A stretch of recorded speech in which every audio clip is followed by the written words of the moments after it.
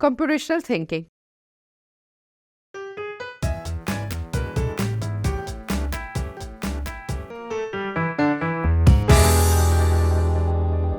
Assalamu alaikum dear students. Hopefully all of you are fine. My name is Rabia Salman and here I am your computer teacher. Now I welcome all of you on the digital academic platform of Moonlight International Publishers. So students, हमने अपना chapter start किया हुआ है problem finding and algorithms के बारे में. तो today's our topic about computational thinking. Computational thinking के बारे में क्या होता है कि आप कंप्यूटेशनल का मतलब ये होता है अगर हम इनको शॉर्ट वर्ड्स में बात करें कि लॉजिकली एंड मैथमेटिकली सारी कैलकुलेशन उसमें आ जाती है. मैं फिर बता रही हूँ, लॉजिकली और मैथमेटिकली हम सारी चीज़ों को उसमें देखते हैं, कंप्यूटर के अंदर देखते हैं. तो कंप्यूटेशनल थिंकिंग का मतलब ये है कि कंप्यूटर उसको किस व्यू से देखेगा, किस तरह उसको करेगा. तो ये इतना आपके पास इनोवेटिव वे है, एक मेथड है, मेथोडोलॉजी है कि जो आपकी कॉम्प्लेक्स प्रॉब्लम है उसको स्मॉलर प्रॉब्लम्स में डिवाइड करेगा. स्मॉलर प्रॉब्लम्स में डिवाइड करने के बाद ठीक है, वो आपका जो रेलिवेंट आइडिया है, मीन्स का जो बेस्ट आइडिया है, वो आपके सामने ले आएगा. तो that is called computational thinking. इसको हम कंप्यूटेशनल थिंकिंग कहते हैं. ये एक पैटर्न पे चल रहा होता है, एक तरीके पे चल रहा होता है. हमने किस मेथोडोलॉजी को सेलेक्ट करना है, किस तरीके से हम काम करेंगे, ये सारी चीज़ इसमें आती है. ठीक है, इसमें आपको क्लियर शो हो रहा है आपने इस काम को स्टार्ट करना है. एल्गोरिदम है, हमने एल्गोरिदम के बारे में बड़ा स्टेप बाय स्टेप काम करना है.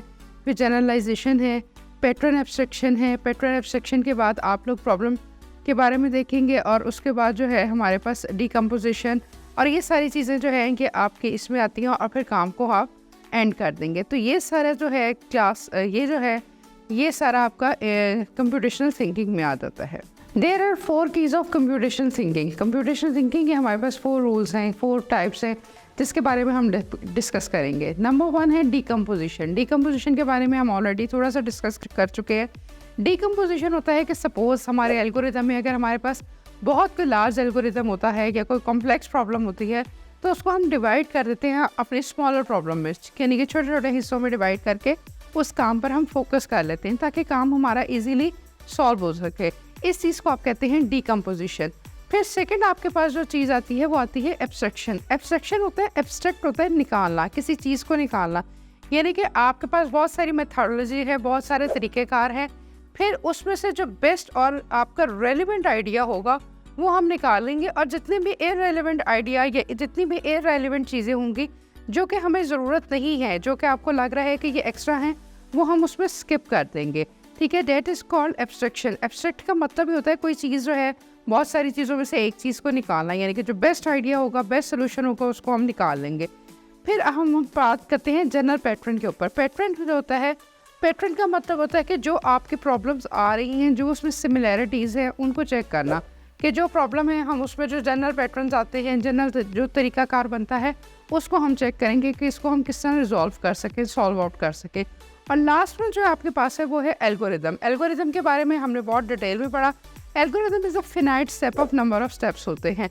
फिनाइट का मतलब होता है कि लिमिटेड स्टेप्स होते हैं, बहुत ज़्यादा इस पर हमें काम नहीं करना पड़ता. यानी कि हम जितना भी कल हम इसके बारे में डिस्कस कर रहे थे कि हम जितना इसके बारे में हम लिखेंगे, ठीक है, उसमें हमें उतने ही एरर आने के चांसेस है. तो algorithm is a finite set of steps of numbers हैं, हम इस पे काम करते हैं और ये जो है बिल्कुल ह्यूमन लैंग्वेज की तरह होती है.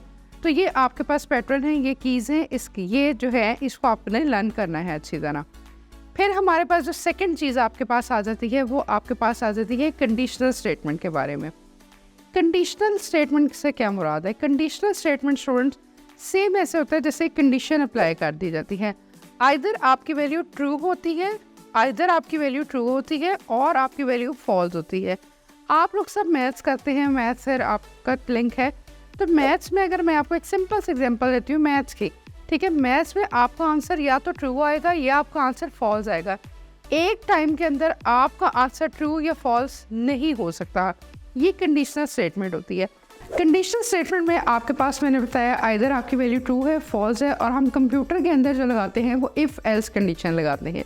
सपोज़ आपने अपने दोस्त के साथ कहीं बाहर जाना है और आपने कहीं सी साइड पे जाना है, कहीं पे जाना है, तो it depends on you, it's up to you. हमारे पे डिपेंड करता है, आप पे डिपेंड करता है कि आप सन ब्लॉक यूज़ करना चाहते हैं कि नहीं यूज़ करना चाहते.